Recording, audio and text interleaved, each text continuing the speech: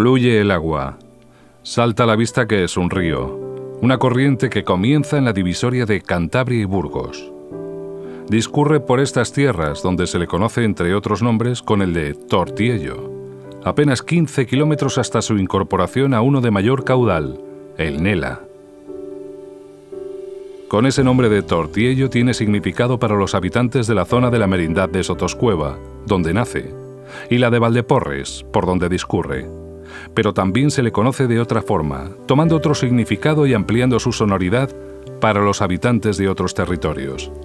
Es el río Engaña, el mismo que le da nombre al que probablemente sea el túnel más famoso de España, excavado junto a ese torrente de agua dulce y el más largo de nuestro país durante años, hasta el desarrollo de los perforados para la red de alta velocidad. El túnel de la Engaña, 6.976 metros de roca, dinamita, cemento, pico y pala, sangre, sudor y lágrimas.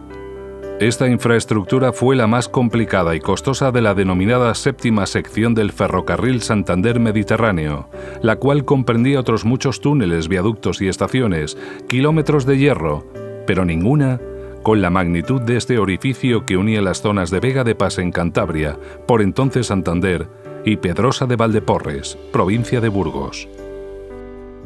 El reto era unir los puertos de Santander y Valencia, el nada despreciable trayecto de algo más de 700 kilómetros, pero con el aprovechamiento de algunas infraestructuras anteriores. Por ejemplo, el trazado entre Santander y Ontaneda, los restos de un proyecto de vía estrecha iniciado en 1886 que pretendía conectar Santander con Burgos y del que solo se ubicaron 43 kilómetros de vía, o un extremo del ferrocarril central de Aragón que enlazaba Calatayud, también nudo importante de la vía Madrid-Barcelona, con Valencia. El proyecto, por tanto, contemplaba la instalación de 400 kilómetros de vía nueva.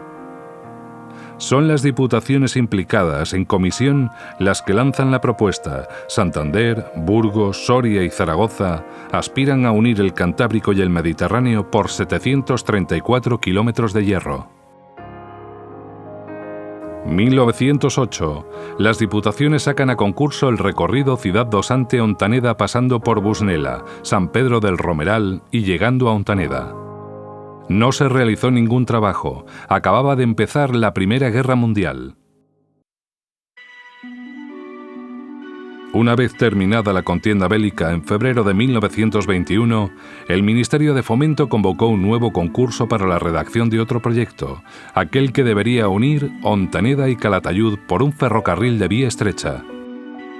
En un principio, la obra se otorgó a las diputaciones precursoras del proyecto y estas a su vez, directamente, sin concurso, a Willis-Solms, un intermediario con fortuna amasada gracias a la construcción de grandes infraestructuras. Su nombre aparece en muchas de las obras ferroviarias diseminadas por España. Tras el verano de 1924, se constituye la Compañía Santander Mediterráneo. En plena dictadura de Primo de Rivera, un momento de inversiones y desarrollo de muchas infraestructuras como esta, otras líneas ferroviarias y embalses. Para entonces, Willis-Solms ya había conseguido modificar el proyecto para pasar de vía estrecha a vía ancha. En los últimos días de ese año comienzan las obras del trazado, avanzando entre Calatayud y Burgos. Siendo estas secciones relativamente las más sencillas, los trabajos progresan rápidamente. Así, en agosto de 1927, Primo de Rivera inaugura el tramo entre Burgos y Salas de los Infantes. Posteriormente se van finalizando los de Soria-Calatayud, Burgos-Peña Horadada, Burgos-Soria, Soria-Calatayud, Peña Horadada-Trespaderne y Trespaderne-Ciudad Dosante para llegar a 1930, cumpliendo así con los plazos establecidos y quedando conectadas Calatayud y Ciudad Dosante, donde poder hacer transbordo la línea de vía estrecha Bilbao-La Robla. Ya estaban en servicio 366 kilómetros. La línea estaba proyectada como doble, pero comenzó a funcionar como vía única y, sobre todo, aún no estaba en Santander. En ese momento la compañía no tenía capacidad económica para continuar con las obras, y tras la llegada de la Segunda República, en 1931, las voluminosas inversiones hechas por Primo de Rivera y la resaca de la depresión del 29 dejan las arcas públicas bajo mínimos. Son varias las ideas para completar la ingente empresa, pero sin dinero se paralizan las obras. La séptima sección, la que debía atravesar la cordillera Cantábrica, tenía que esperar. 1933. Se crea una comisión en el Ministerio de Obras Públicas para buscar la mejor solución y terminar el Santander Mediterráneo. La idea designada es la de los ingenieros Luis Rodríguez Arango y Miguel Escudero Arévalo. Ese es el momento en el que se dibuja el túnel de la Engaña, internándose en la roca muy cerca de Ciudad Dosante, concretamente en Pedrosa de Valdeporres. Un orificio de casi 7 kilómetros conectando con la Vega de Pas en Cantabria, que a su vez estaría enlazada con otro túnel bajo el puerto de la Braguía con Celaya y por el Pisueña hasta llegar al tramo Sarón-Astillero.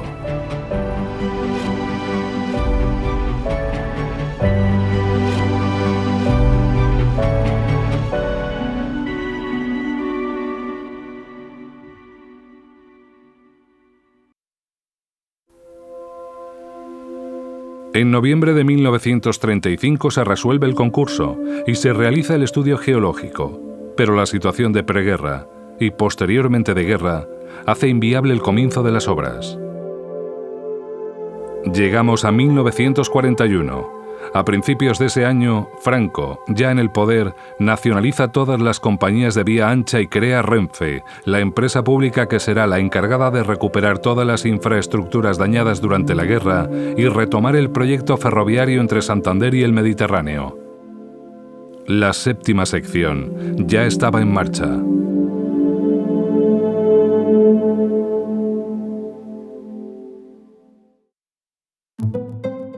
A menudo se resume este tramo como la construcción de la Engaña, pero recordemos que además por la boca norte se explanaron casi 4 kilómetros, se levantaron estaciones, especialmente destacable la de Llera, puesto que tanto la construcción como las vías que nunca se llegaron a colocar estaban ubicadas sobre una plataforma construida previamente con 38 arcos de piedra. Y se perforaron otros 4 túneles, el Morrito de 43 metros, el Morro de 263, el Empeñadiro de 130 y el Majoral de 285 metros. Los trabajos previos comenzados en 1942 consistieron en construir 2 poblados, uno en la boca sur, en Pedrosa de Valdeporres, y el otro en la norte, en Vega de Pas. En ellos se encontraban los alojamientos para los trabajadores, otras dependencias para los ingenieros y capataces, colegio, talleres mecánicos, de forja, carpinterías, almacenes de material, iglesia. Muchos de los trabajadores habitaban en los poblados, pero otros muchos lo hacían en los pueblos de los alrededores, de forma que aportaron otras vías de ingresos a los lugareños, otros negocios. Hay distintas cifras que valoran la cantidad de trabajadores que ocuparon estos campamentos a lo largo de los años que duró el faraónico proyecto, pero inicialmente podría estar en casi 400 en la boca norte y unos 200 en la sur. Se realizaron múltiples obras de encauzamiento de aguas, la más significativa, el desvío del río Engaña trasladando su curso al construir un canal. La perforación del túnel de la Engaña comenzó con una primera cuadrilla por la boca sur para unos meses más tarde comenzar la labor en la boca norte. En los primeros años, los trabajadores eran presos políticos, redimiendo condenas por trabajos forzosos. Todo en condiciones infrahumanas, sin iluminación, sin máscaras, expuestos a los derrumbes, abriendo el hueco a base de dinamita, pico y pala, sin maquinaria, con las mulas acarreando los escombros. Inicialmente con un turno de 8 horas avanzando unos 3 o 4 metros al día. En 1945 se promueve una amnistía y muchos de los presos abandonan la obra. Otros deciden permanecer y encontrar un futuro en la zona. En 1950 llega más mano de obra. Es el personal de la compañía Portolés y algo de maquinaria. Pero para los obreros, la ingeniería más significativa llegó en 1955.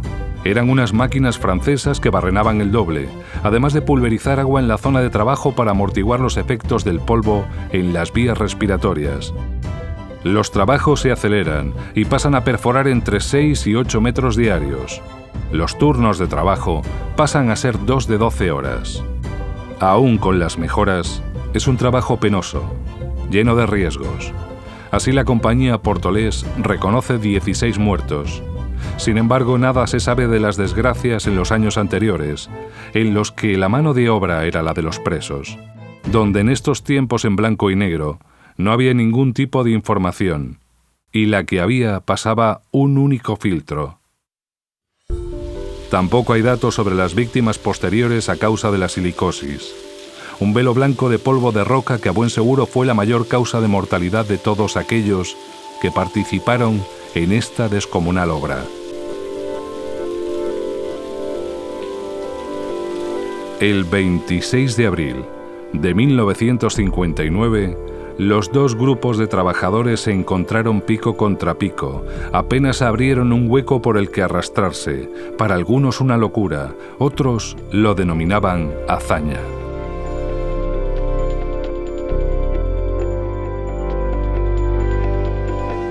El aire ya circulaba entre Burgos y Santander por el interior de la cordillera Cantábrica. Un pasadizo de 6.796 metros de largo, 8 de ancho y 6,5 de alto, con previsión inicial de construirse en 4 años que se finalizó en 8, con un coste estimado en cerca de 300 millones de pesetas. El mítico túnel de la Engaña se había finalizado, el más largo de España hasta la llegada de la alta velocidad a nuestro país. A nadie se le pasaba por la imaginación en ese momento lo poco que duraría la alegría. Pocos meses después el proyecto quedaría abandonado sin circular ni un tren, sin instalar un metro de vía, ni una traviesa. Solo quedó un pequeño grupo de trabajadores desmantelando las instalaciones. Posteriormente, desde Renfe, se argumenta la paralización de esta obra junto a otras en el resto de España para destinar ese dinero a las líneas en activo. La losa que cubre la tumba es un informe de 1962 en el que el Banco Mundial recomienda el cierre total del proyecto.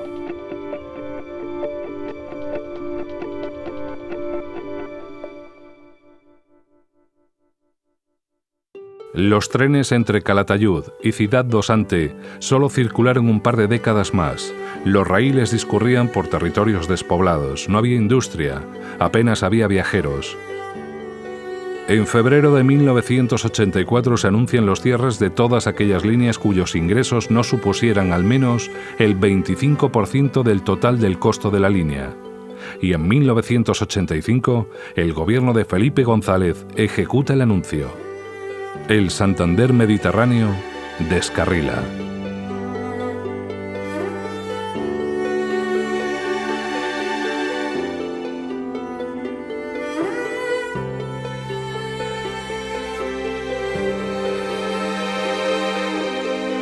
Los años han pasado, las construcciones se degradan, la naturaleza avanza y sepulta los restos de un sueño que pretendía unir dos mares y las tierras intermedias. Debajo de las zarzas quedan las señales que dan idea del esfuerzo que tuvo que suponer para las miles de personas que durante más de 20 años participaron de una forma u otra en el proyecto.